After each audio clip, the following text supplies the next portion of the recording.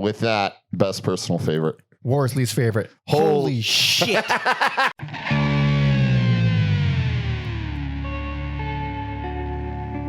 Welcome to Every Album Ever with Mike and Alex. My name is Michael Mansour, and I'm joined, as always, by my Laker-wearing jersey shirt friend, co-host Alexander Volt. Say hello. Hello. Got some new kicks on, too.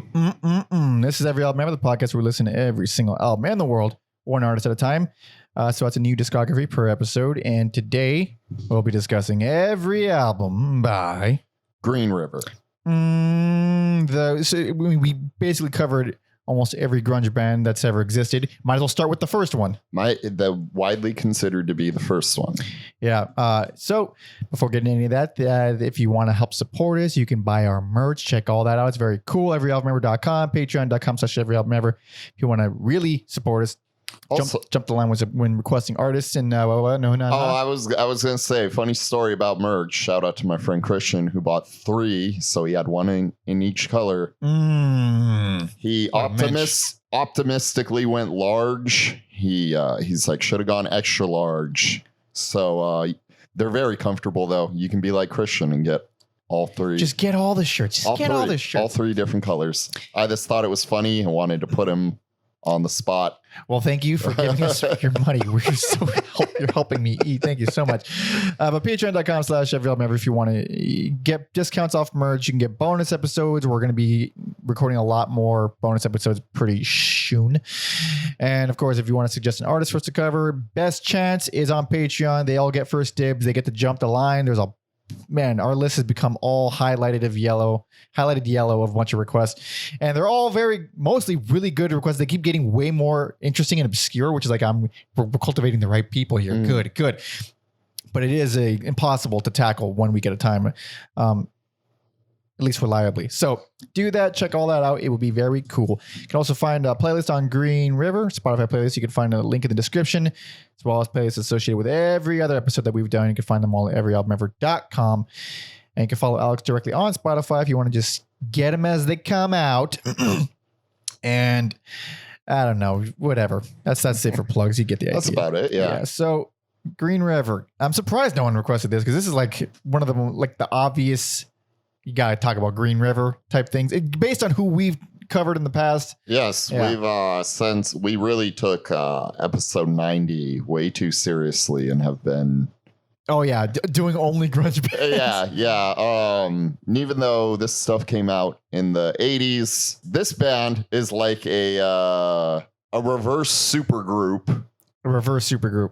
Where everyone in here went on to do other bands that are very notable. Yeah. Some more successful than others. Pearl Jam. Oh yeah. Wait, which of these fuckers became the Pearl Jam man? Pearl Jammin. Pearl Jammin. Pearl Jammin.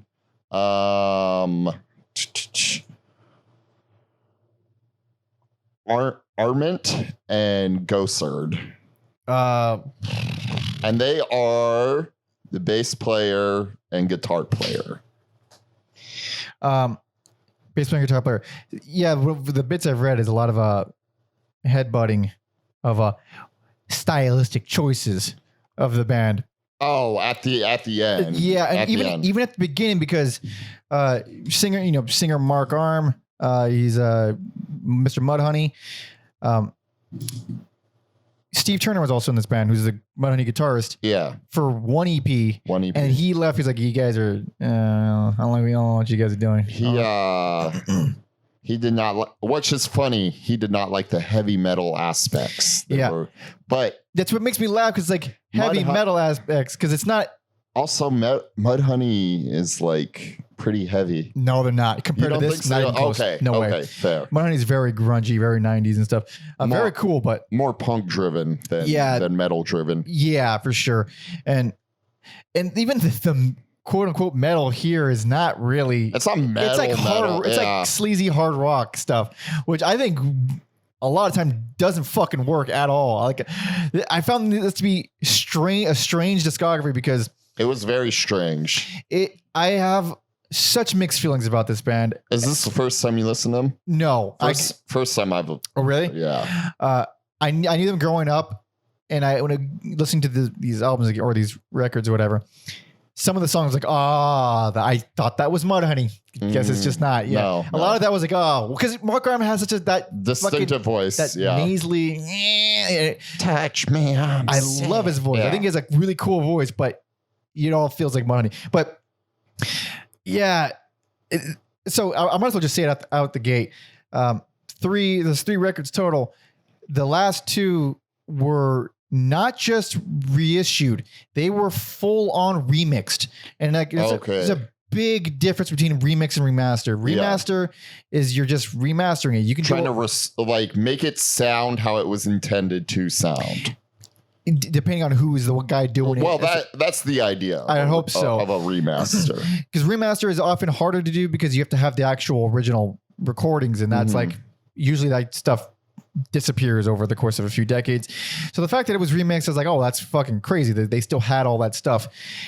The remixes are so fucking infinitely better. Like in ways I can't even explain how much better they are than the original mixes. It's like, I can't listen to the original mixes. I think it sounds like dog shit. Yeah, I'm glad you did that for perspective because I had no idea. Dude, I had no idea. This is one of the most annoying discographies. There's 3 records, but it was driving me fucking crazy because it's technically 2 EPs and an album. 2 EPs and an album, but on streaming there's like a million different versions of each. So they have the deluxe version of both the second EP and the album with a bunch of songs, a bunch of just outtakes and unreleased stuff. And then you have the compilation that was put out in I forgot when, sometime in the 90s, I bet, of the second EP and the first album in one. Mm-hmm. But and if you look at that track listing, songs are missing from it's just a different track listing, different order. Well, not different order completely, but there's like a lot of stuff missing.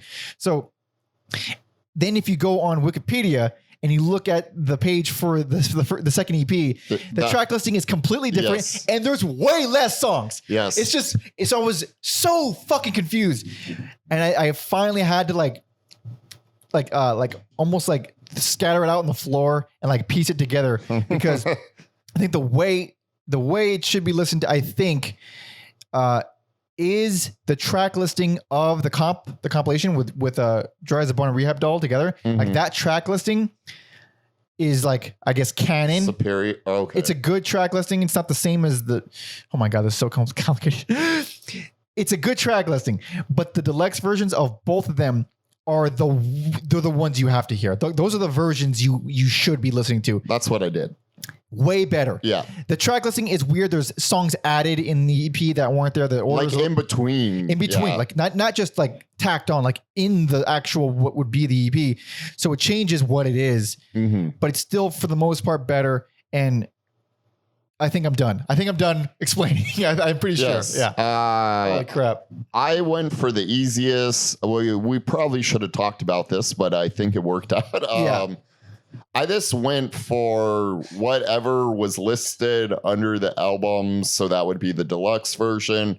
And then on Rehab Doll, once it hit like the demos and stuff, I was like, I'm done listening. I gave everything a once. You did, I gave everything a once over. I listened to way too much of this band for this episode. I would say the biggest takeaway is how the deluxe version of Dry as a Bone takes it from like an EP to an album, but I guess we'll talk about that when we get there. A lot of song overlaps too between the unreleased stuff for both records. Yes.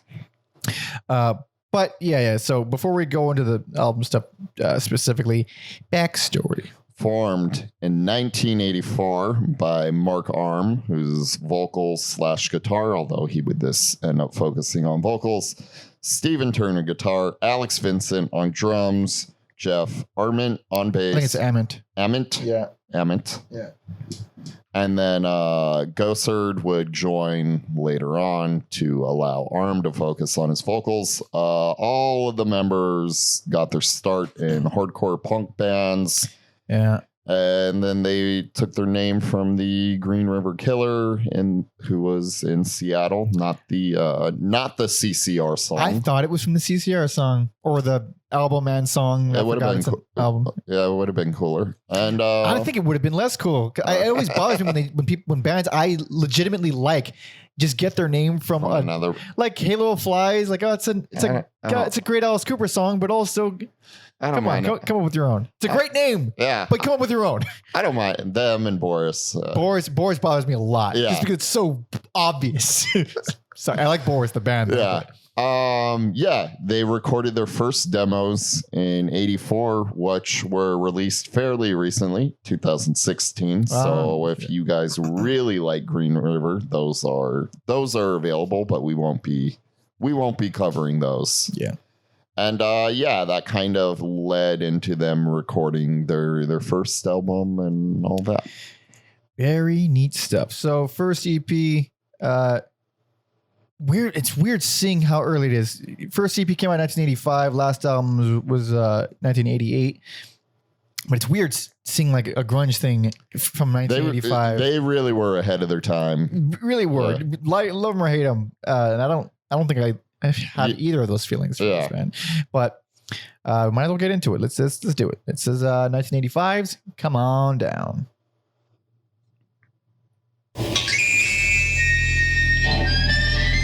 It's no Vincent Come On Down from Brainiac. No, it is not. No, it is not.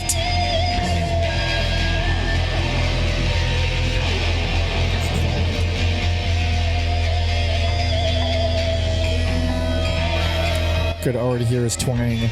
Yeah, because I listened to these and then I read about them after. I didn't realize it was the Mudhoney singer. Really? And then there were songs where I'm like, fuck, they sound a lot. And then I was like, duh. That dude's voice is his voice and no one else's. I mean, I definitely thought about it. Yeah. I was just stupid enough to not. Yeah. It's not a, like... I'm blown away immediately by this song, but I like it a lot. I don't like this song. No, you don't? Man. I think it's a fine main riff, but this right here, it's going to be hard to hear because I know our music setup for the podcast doesn't really translate to stereo that well. The overdubs on the vocals are insanely bad. Are they? They're insanely bad. You can hear a little bit right now. They're kind of in and out. One's way too loud, the other one's way too quiet. It's like it's a mess. Fucking tornado of voices. For me, this is one of those albums where the sleaze and the bad production add to the. It definitely doesn't hurt. The quality of the album. It hurts, but it doesn't like really hurt it. No, not in the way like if you were trying to be a glam band, you'd be fucked. Yeah, you'd be fucked. But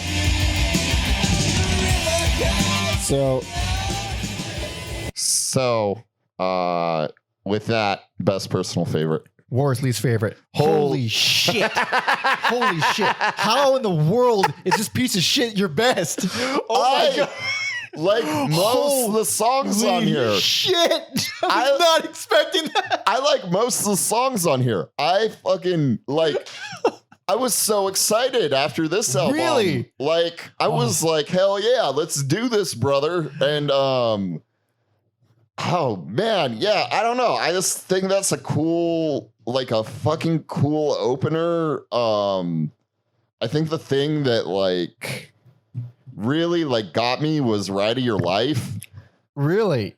Really? It's just like the guitars, they're this like a sonic assault, and then like they have like these dreamier parts in it, and I just like I really like this. I really like this EP album, whatever you want to call it. It's an EP for sure. It's Holy short. Shit. It's sweet. I think there's some pacing issues with Corner of My Eye. I hate that song. I think that's a horrible song. Well, it's honestly not that bad. It's just more generic than the rest. Because Tunnel of Love is right after. Tunnel of Love is the best song on the record, in my opinion. See, I think Corner of My Eye, like they're very similar. They're like these longer drawn out songs on the album. Well, long for a band like this. Yeah. And I just think Corner of My Eye works a little better. I think maybe if they were separated from each other. Oh, I hate that song. Like, because at first I was like, it's it's like the Res. It's just a little bit less interesting. And at a certain point, I'm like, fuck this song, dude. I'm out. Total Love, I think, is the only song I legit like on here. Not even Best Friend. Best Friend. Well, your own best friend. Or your own best friend. It's a demo track. It's a bonus track. I started counting. I didn't like it though. I still didn't like it. I like it because I thought we were gonna get like a standard like metal song, but they just use a standard metal riff. Yeah. And then it's like a Green River song, and like, yeah, I was disengaged on every track. Well, we have Swallow My Pride on here, so anybody we covered Soundgarden episode 70. Soundgarden covers it on the first. No, it was the second. It was the FOP EP, I believe. They covered it, and I remember saying like, "Oh, this sounds like it sounds like a fucking Mudhoney song." Then I looked towards, oh, Mark Arm, Steve Turner. So it is Mudhoney. I don't remember if I said if you corrected me or not, or it's a Green River song, not a Mudhoney song, but it's made by the Mudhoney guys. Yeah. And here, I didn't like the Soundgarden version, but I like it a lot more than this one. This is so fucking grimy and shitty and sloppy. It's still a fine song, honestly. I don't dislike the song. I just I think it's just rough. I think the whole thing is just very rough. I think it falls into that like one of the key differences with you and I, where I like if a band is able to have like a good vibe throughout an album and convey that. Yeah. I'm for it. Like I feel like we have like a Godhead Silo. It's the whole situation here. It's a difference in values, I think, that we have, because it's not that I don't appreciate a consistent vibe or a mood that an album sets, but at a certain point, I'm gonna start listening for the writing. Yeah, you need that there. And the riffs are not here for me. Like they're barely here for me. I think most of them are pretty boring. Obviously, because I blew my load. Like I don't think there's some cool riffs later on. I'll get into it. Yeah. But like it never, like nothing lived up to this. And let me tell you this right here. This band isn't that great, honestly. Like they're a fine band, but like I could see how they're influential, but the things that they influenced were so much better. They went on to do so many greater things than what this band did. And it's not that it's not trying to discredit what they did. I just don't like listening to it that much. Objectively, I would say that's a true statement, but I think, for fans of grunge, of sludge metal, maybe punk rock, like it's a little punky. I think this band is worth a listen. They're worth a listen. They're not a bad band at all. It's just they didn't do much for me, especially, and I do mean almost exclusively from a writing standpoint. Like they're just not that well written. Like the riffs are pretty fucking generic, and you kind of know where they're going. And sometimes the vibe of it is so cool that it doesn't matter. Or sometimes the hook is one hook in like this one section is so badass that you kind of ignore all the weaker riffs in the same song. Yeah. There's a lot of stuff. There's a lot of that. There's a lot of inconsistencies as a whole. Yeah. It's, I dig it. Mike hates it. I don't like it. Obviously. But the thing is, so there's certain things that I do like, again, the vibe aspect, but then I had to like, it's currently like having a chess game with my brain that wants the writing. It sounds like New God, where it's super basic. It's just a standard, minor second, it's just two notes. Yeah. And I'm like, it's written like ass, but it's really heavy. It has a really cool chorus. And it's dirty and it's pretty muddy. Yeah, exactly. Yeah. And it has that griminess that I do appreciate. But also another reason I gave this for is, Mark sounds the worst on here than every other record. He does sound more Mark later on. Yeah, he sounds more Mark on the later records, but here it's like he's slurring. He sounds wasted. He's like barely trying to hit the notes, and then plus the wonky production, because it's practically demo quality production. There's a lot of weird choices, especially vocally. I think it's a rough listen, but that is not what everyone thinks. No, obviously. So this is, let alone the two people in this room. This is perfect. It's perfect, really, because I think it's been a while since we've had a complete polar opposite. Yeah. So we were due one. Yeah. And I wasn't expecting it to happen on this band. nor was I. But yeah. I was fully expecting you to say worse. Holy shit. But we have more. It's all downhill from here in my Not for me. not for Mike. Oh. Yeah, we're on way opposite ends of the spectrum. So I have like so many fucking notes because I was listening to the deluxe version first, and then I went back to the other version. Then I was like, kind of cross-referencing everything. So I have something to say about pretty much every track on the deluxe versions of both. But I don't think we need to go into all of it. But if it comes up, it comes up. But sure. I will say there are, did I say this? That there are like garage rock. You didn't, but there definitely there are some like MC5 Stooges influences on here that a lot of Stooges. Yeah. Influence, yeah. They kind of come up more in later albums, but it's not like a complete like hard left turn. Like, they're in the band. Yeah, for sure. Even a lot of the vocal choices that Mark does, it's very like, oh, he was listening to a lot of Iggy Pop, wasn't he? Boy. But I don't like him though. Who still like wasn't? Exactly. God damn it. So Alex's best personal favorite, my worst least favorite, and it was a lovely episode. Great start. Wonderful. Start. Yeah. But let's move on to the second EP. This came out in 1987. This is Dry as a Bone.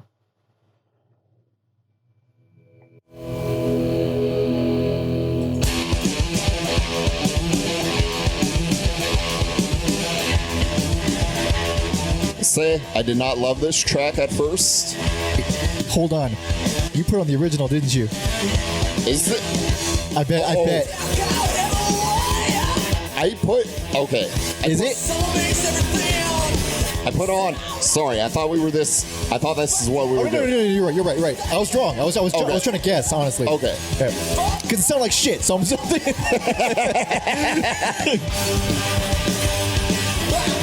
Man, that scares me because that sounds way better than the original. Yeah, and I thought that sounded like shit. Really? Yeah. I don't hate the song though. I'm okay with the song. It grew on me. It's a pretty like arguably generic hard rock song, but in the terms of the deluxe version, it's whatever. But like, if you listen to the original like EP, the short like this like 20 like totally different vibe. It's a very different thing. Yeah. I remember the song as a kid, like pretty vividly. This is a cool song. This is a song you could put in a Tony Hawk game. Oh yeah. Yeah, Mark sounds like Mark. Yeah, sounds pretty good. But so. So yeah, you were saying about the original EP, the original track listing. It's the same situation as Youth of America by Wipers. We covered them as well. Yeah. Where the A and B sides are flipped inexplicably. But yeah. But the thing is, but again, like Youth of America, I think this different track listing is better. Like just flipping them makes it. That's a way better opening track than the original was. Unwind. No, that's not ridiculous for an opening song. No, the flip version is superior here. Yeah.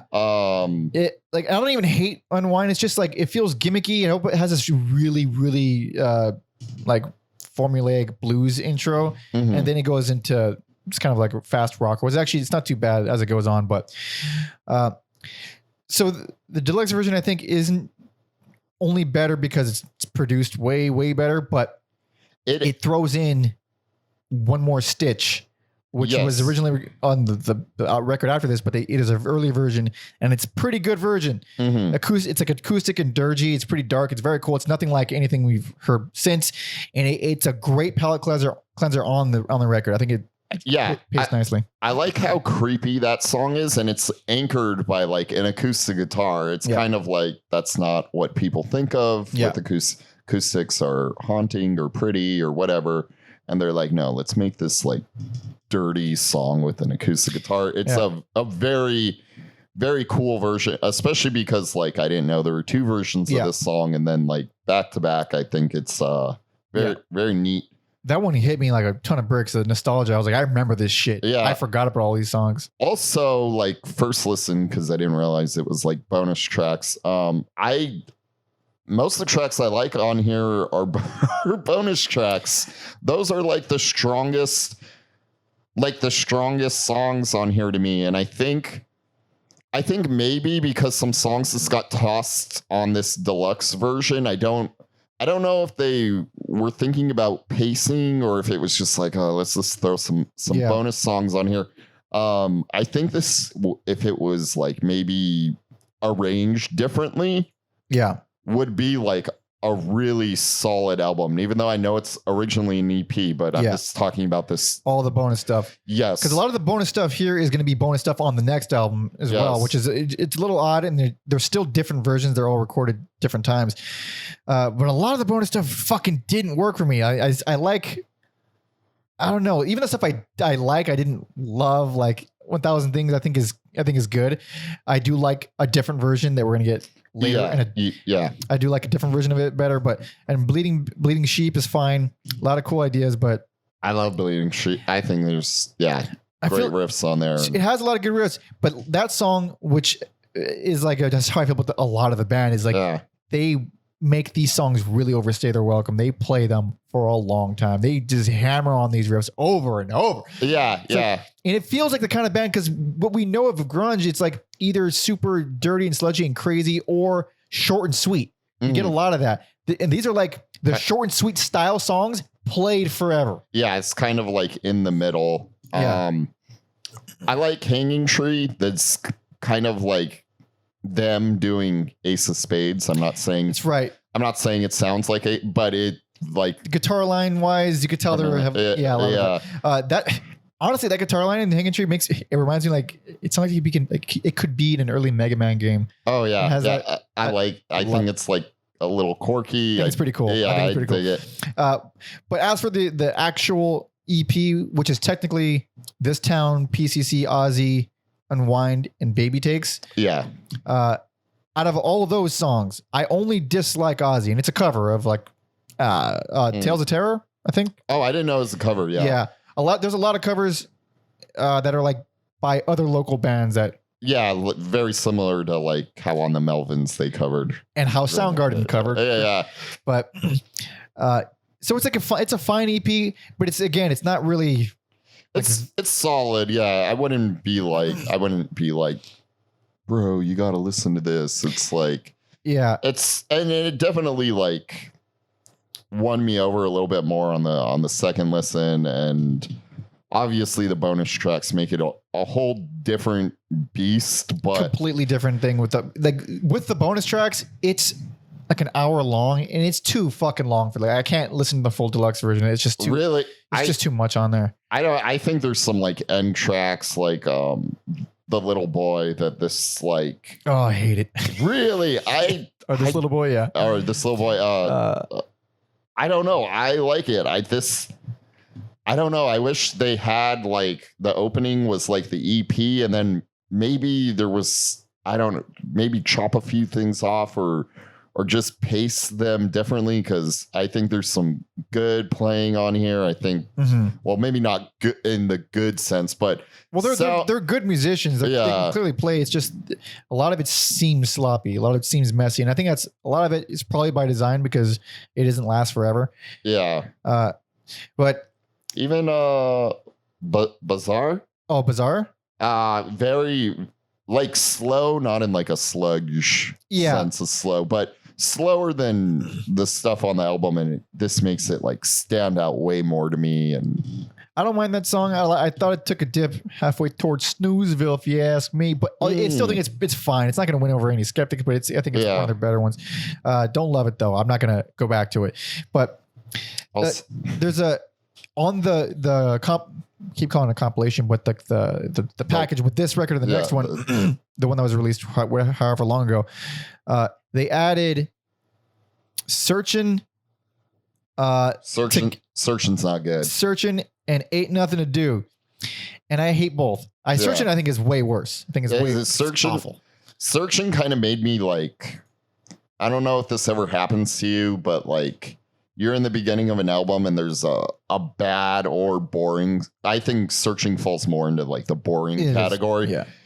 And then like for me, I don't know, and it might happen to you, where like if you have like a boring song like Searching, I like check out a little bit and I need to like focus again. Yeah. Because I'm like, this is what we're fucking doing on this, and then I'll be a few songs go by. I'm like, no. Let me go back and the ones in between that you're where I checked out. The Searching did that for me, and I initially did not, was not huge on this, but for like what the band does, on that second listen, I grew to appreciate it. So they added those two songs when they put the two records together, and they kept them for the deluxe version, very unsurprisingly, but I don't think they should be there. I think honestly, the whole thing should have ended after Baby Takes, and it would be fucking awesome. Yeah. Like deluxe ended after Baby Takes. It's great. I think it's solid. Yeah. It's hard to complain about. It's not like amazing. I still think like the cheesiness and Unwind is fucking, kind of stupid, but I don't like. Yeah, it's fine. I can't believe that was the fucking opener. The song itself is actually a cool punker. It's not awful. It's got some decent riffs, but it's just a strange thing. Yeah. Baby Takes is like it's pretty dark, but it goes full on Kiss as it goes on. So it's like, I definitely see like there's a lot of hard rock in these albums for sure, EPs or whatever. A lot of hard rock, a lot more hard rock than I was probably expecting. But could be worse. But it's I think that's this band in a nutshell. Could be worse. Could be worse. I really.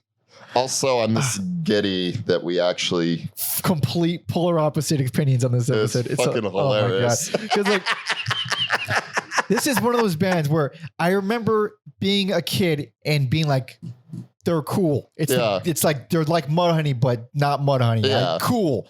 And then it very much is a proto band. Yeah, and then as time went on, I read more things and I heard a little bit more stuff, and like they're not. They're respected, but they're not that good. And I was like, really? People actually don't like this band? And I kind of ignored it.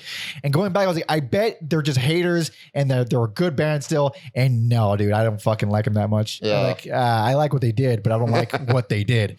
Yeah. I don't. Yeah. I'm just like in the middle. But we got one more. Yes, we do. More. Oh boy. Oh boy. Oh boy. So this is 1988's Rehab Doll. Sorry. There we go.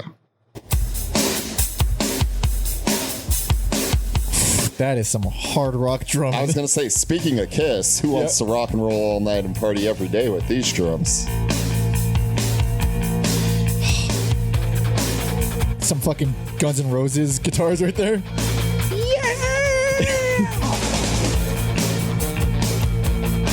It's so hard rock and hair metal-y, but I like that guitar line. It's so sleazy. Yeah, it's a cool opener. I think it's a good intro, yeah.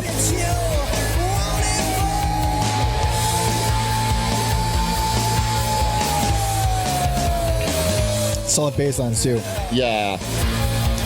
And so like the production on the original mix is fine. It's a little reverb heavy, but it is so. I'm gonna actually have you, if you can, to do a back to back after we we're done listening to this, because just how crazy different the production is. I dig that. So we might as well say it out the gate. Worst, least favorite? Best personal favorite. And it's not that I think this is a particularly good album. The deluxe, I'm emphasizing the deluxe version is the way to go. Yeah. It is so much better. So we'll just use that first song as an example. If you have both versions. So I'm assuming the original version is on the smashed up. Yeah. Okay. Yeah. So. Okay. And the reason why it's a good example is because just the drum sound. Okay. Focus on the drums. Here we go. We got volume up? No, sorry. Wait, which version is this? This is the original. This is the original? Yeah. Also, it's taking a little bit to. There we go. right? On this one. Yeah. Not as big. Yeah. Now put on the other one. I mean, you know, we're just hearing it.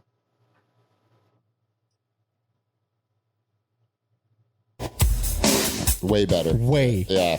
Already. Instantly. Yeah. Instantly. Yeah. You don't even have to hear the full... The full song. Yeah, because that's how transformative this mix is. This dude went in and he's like, nah, man, we're making it good. Yeah. I think it's the same guy who did the original mix, I believe. I forget his name. Probably this short on like time or money. Or, I'm sure it was both. money. I'm sure it was money. What's the guy's name? I actually have it right here. I think it's Jack and Dino. I think it's Jack and Dino. I wish they would put producers on streaming stuff, like I produced agree. by I think mix. Why not? Fucking full credits. Honestly, because mixing is such a crucial Important part, thing, and too. it gets a lot of times it gets kind of put in the back burner. But this was just a little. I'm not huge on Sonic Youth, and it was just a little too like one note, one like BPM. Just it is. You hear that song. They're all like that pretty much. That's it. So what I liked about it, well, one, this is the best version of Swallow My Pride. This is like, it's way performed better. Yeah. Way performed better. Not perform sentence well. But the original mix is so shitty. Yeah. It's so bad. There's who the fuck, there's someone singing on it, I believe. What's her fucking name? Their fucking name. I don't remember who it is. Where is Sharka Stern? I'm assuming it's some sort of female. I know Kim Gordon from Sonic Youth is on here, but like there's a woman singing on that song that it's mixed so oddly in the first verse, and it's so much louder than everything else. Like again, the strange vocal production from the first EP that I hated, that's on there with the original mix. Yeah, it's all fixed up in the deluxe. Also, I should have gotten into this. There was lots of infighting. Oh, right. And they actually broke up before finishing, but they disagreed to finish it. So maybe that's a lot of turmoil within the music itself. And I think it shows. Well, it does. So there's so much I don't like on your front album. I gave best and personal favorite. Also, I think because unlike you, I enjoyed the previous two efforts enough where it's like songs like 10,000 Things or One More Stitch or Swallow My Pride. Like, all three of those are on here, right? Yeah.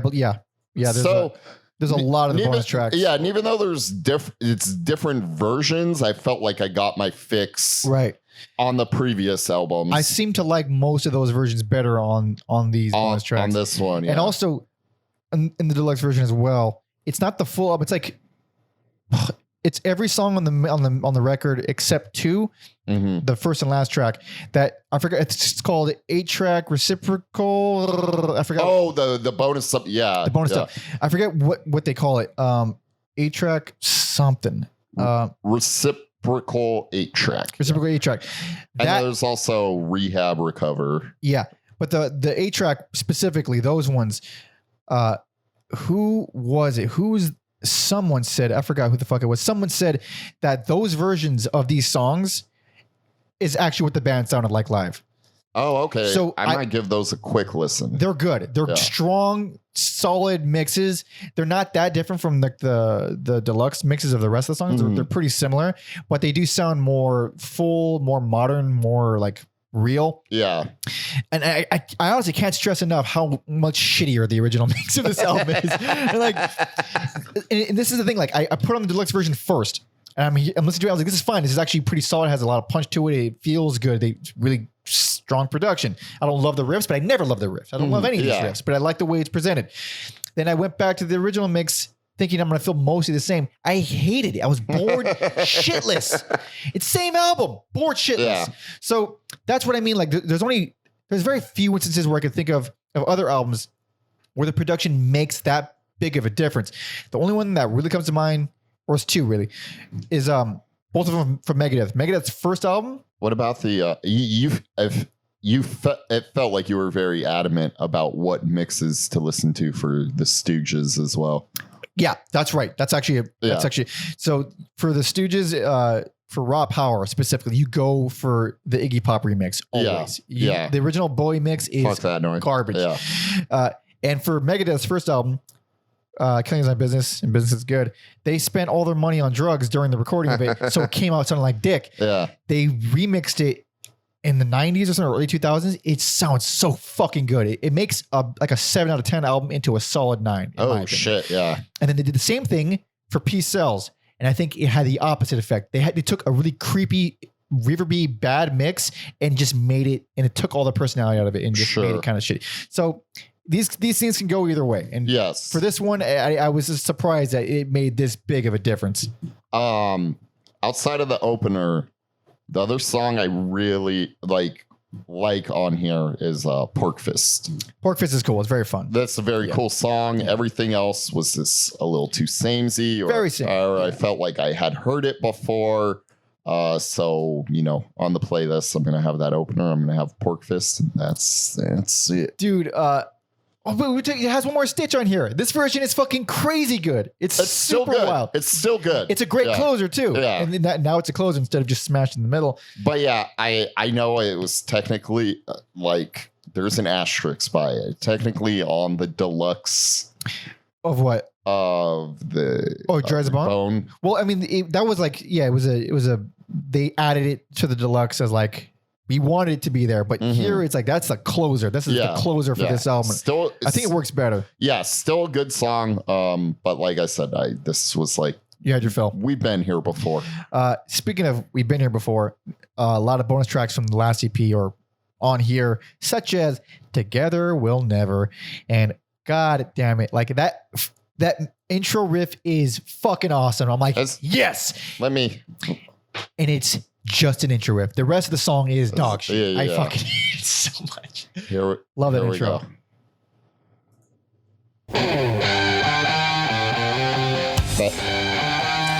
I remember thinking this song's gonna kick ass, and then it doesn't. Yeah. I'm glad we felt this. It's a great intro. Yeah.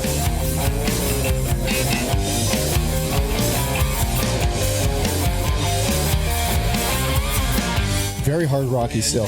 And then no, dude, that verse is so bad. Yeah, it's bad. It's like generic Stooges, Sonic Youth stuff. Yeah. Actually, speaking of Stooges, that song on the version from the last record, the bonus track version, he is singing exactly like Iggy Pop. He is trying to sound like Iggy Pop. Here, he sounds way more like himself. Yeah.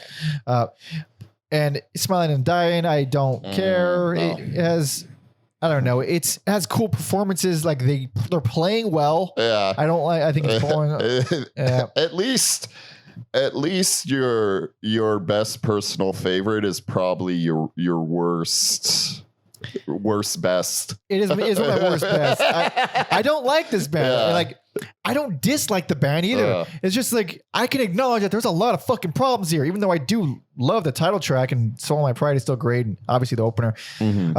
And I like it as a whole. As a whole, it's very inoffensive. It's very, again, it's because of the fucking production makes it sound so satisfying and like full. Like, so the original mix, I keep dwelling on the mixes because they're so important. Like it's fucking, especially when you can compare and contrast this so easily. Drastically. Yeah. So the original mixes, they're super reverb heavy. They're very spacious. They're bigger than they probably should be in some areas. And with songs like Soul My Pride, it's like a grungy, punky song, big and spacey and echoey for a punchy, grungy song is weird. Yeah. It doesn't feel satisfying. Here, they got rid of all the reverb. They made it fucking a solid short rocker. It should be. And again, it's like this is what people are saying. That's what the band sounded like. So don't make the production change what the band is. Yeah. You can have it highlight certain things more than others than you could live, but don't change what it is. Yeah. Don't get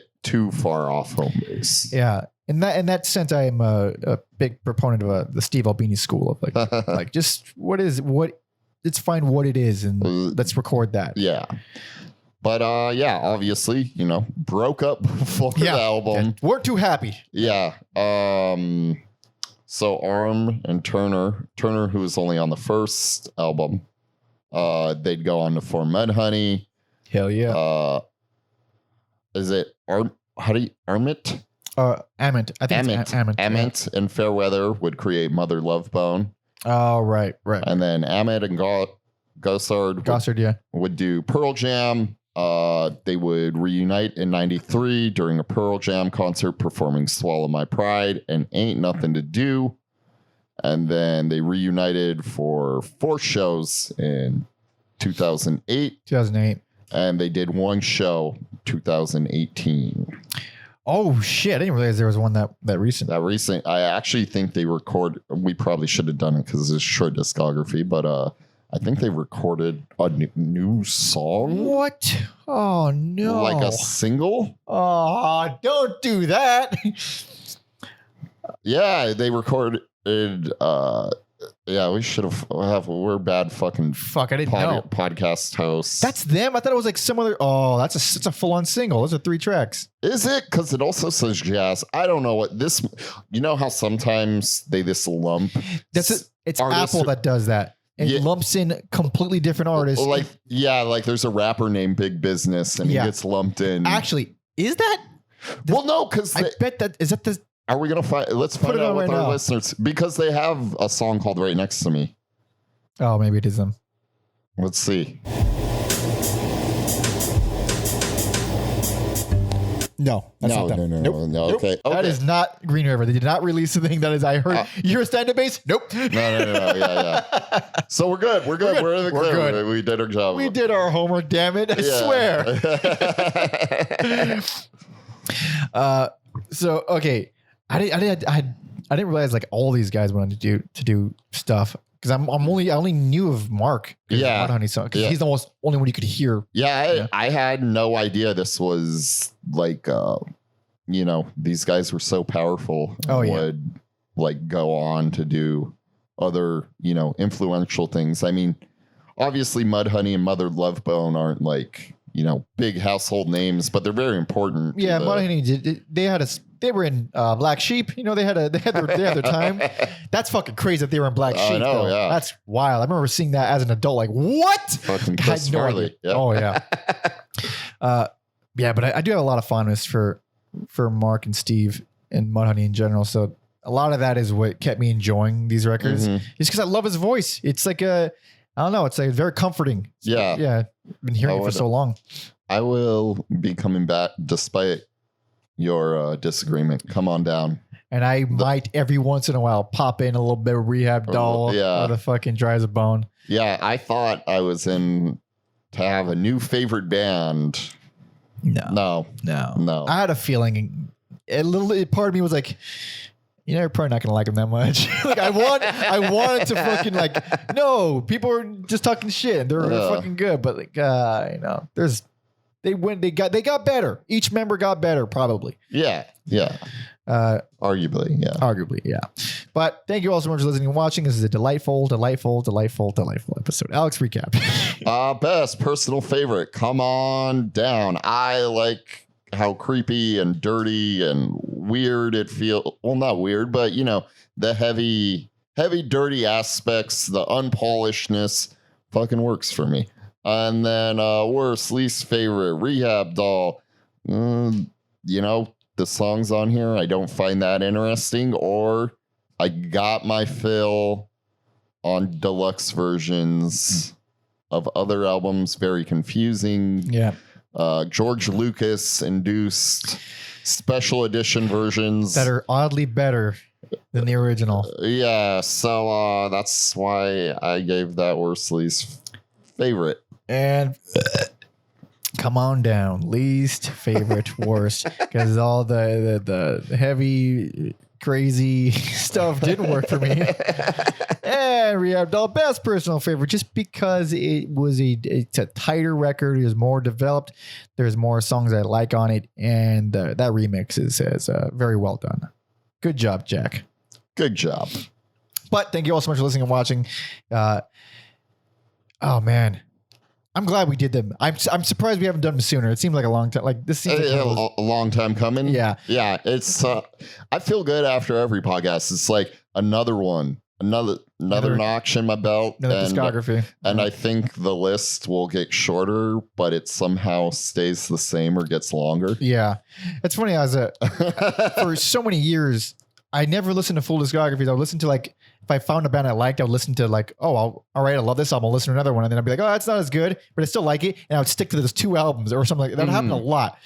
Until finally doing this podcast, I have listened to full discographies of too many goddamn bands I don't care to. 100 some weeks later. Yep. Here you are. Holy shit. But if you want to support us and help us out, hit the subscribe and like and share and all the things if you would like. It's asking a lot. It's asking a lot. But it's if you like us. But if you like us and you listen to us, we do a lot. We do a lot, damn it. Mike more than me, but we do a lot. I get by. But you can do that. Patreon.com/everyalbumnever if you want to really support us with your hard-earned money, because we need that too. Bonus episodes, early access to certain episodes, discounts off merch, and of course you get to jump the line when requesting an artist for us, so we actually get to it. Playlist, Spotify playlist on Green River. There should be a link in the description wherever you're listening or watching. And if I'm not free, merch. Check out the new merch. It's very delightful. Thank you to everyone who's bought it, including people who bought multiple. Yes. That is so much. I finally got mine. Feels good. I love the quality of the t-shirt. Delightful. I might buy multiple. Look at that. Yeah. And you can follow me on Twitch, on Instagram and Twitter, all at Pander Monkey. And you can follow Alex at Mother Puncture on Instagram. So for some reason, I thought you were like going to love this. I thought you were getting last song, but I think I got the edge. Do you? Because right now I have one song in mind that is an easy. Yeah? Oh, yeah. What are you thinking? I'm thinking One More Stitch. Which version? I don't know. I'm going to do as a compromise. I'm going to do the version off the deluxe edition from Dry as a Bone. Yeah, that's fair. There we go. There it is. Coming together. Because actually, we're probably equal. Yeah, probably equal. We're both pretty lukewarm. So thank you all so much for listening and watching. See ya.